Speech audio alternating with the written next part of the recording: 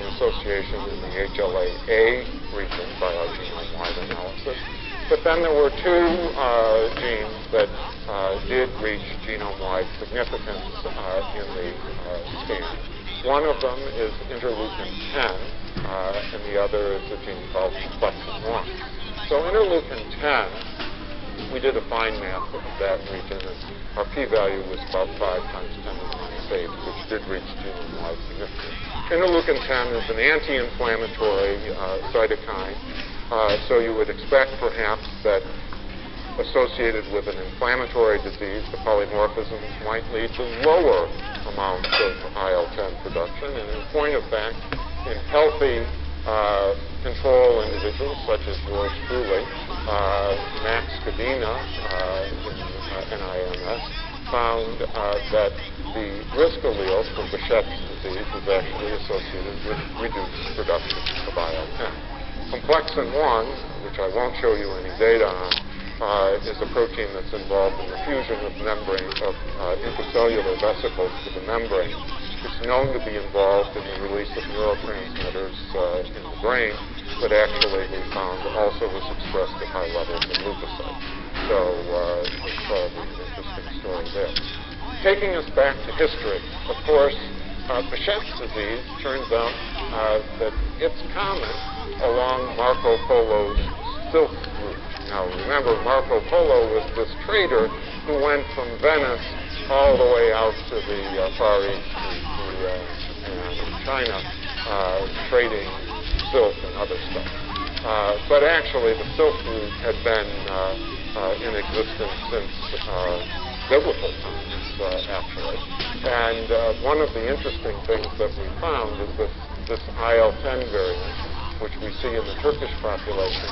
There's a group that's competing with us, or sort of competing, collaborating from Japan, has found the same variant is associated with Behçet's disease in the Japanese, suggesting that there was more than silk that was being exchanged along this route.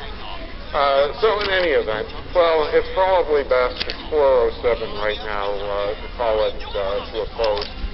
This is just a pie diagram of the 1,800 or so patients that we've done genetic testing on in NIMS with various autoinflammatory diseases. And as you can see, 60% of them fully, we don't have a genetic explanation for. So there's a lot of work left for us to do. We won't look at Majorca today or at Zappa, but I do want to just quickly say, well, what are the lessons that we've learned or that I've learned from all this? Well, certainly let your patients be your guide. The famous quote from Sir William Harvey with regards to rare diseases informing us about the workings of normal biology. Try to ask big questions where you can. If you can see a patient that somehow or other, if you could understand what was going on with them, that would teach us something about how things work. That's really a great thing to do. Become an expert on some area of some investigation and take advantage of cutting-edge technologies. That's certainly something that I think made a big difference for me. And teamwork and collaboration is essential. So in any case, some of the heroes of mine that I think made this all possible, certainly the intellectual heroes in all this are three people. It's not the three people, but three people that certainly made it clear that positional cloning was something that was not only theoretically possible to do, but that was practically possible to do. So back in the early 1980s, David Botstein and Ray White suggested that restriction fragment-like polymorphisms could be used to map disease genes, and then Francis and the younger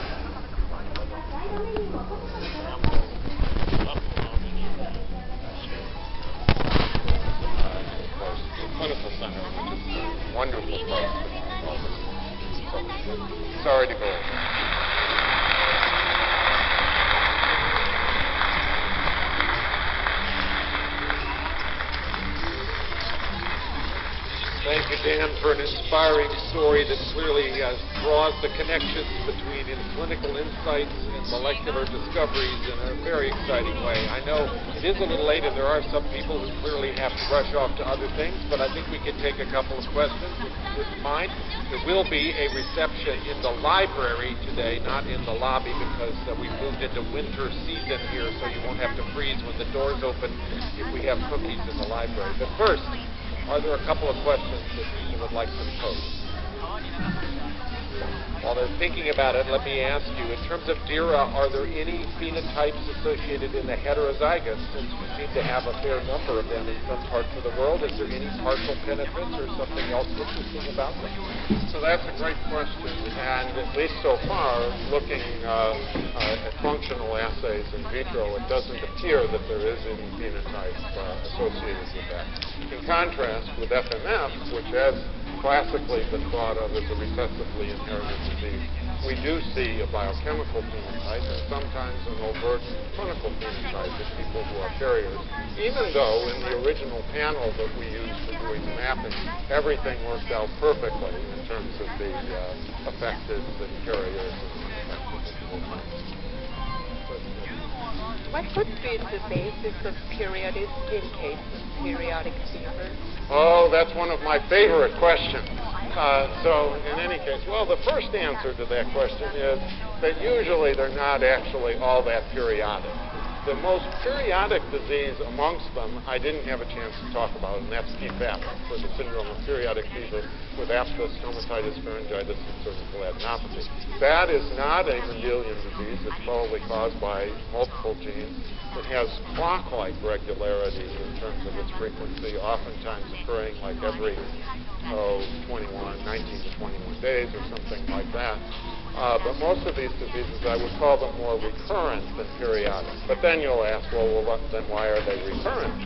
Because after all, the patients do have mutations all of the time, not just some of the time. And so what we think is probably the case is that there is some sort of a reset in the equilibrium in these patients where there are counter-regulatory factors that ordinarily keep things under control. And so you have to have some sort of an environmental component to it that triggers the attacks. If we had heard our video today, you would have heard the patient say that psychological stress actually is something that frequently triggers attacks. In patients with cramps, physical trauma can induce attacks. In patients with hyper-IgD syndrome, immunizations can trigger attacks. So there are different triggers and different conditions, but it does look like it's a gene environment kind of interaction. We'll take two more questions over here. Yes? Yeah, one of your slides suggested that IL-1 beta is involved what about IL-1 alpha? Well, that's a good question, and we haven't looked a lot at IL-1 alpha, at least so far. So the inflammasome, as you know, is important in the activation of IL-1 beta. IL-1 alpha does not require cleavage in order to have an effect. But certainly the IL-1 receptor antagonist does antagonize both IL-1 alpha and beta signaling. So we would expect, although we haven't formally looked into it yet, that there probably will be a role for IL-1 alpha there, if not other places. And that may, at least to some extent, account for the differences in phenotype between illness and zero.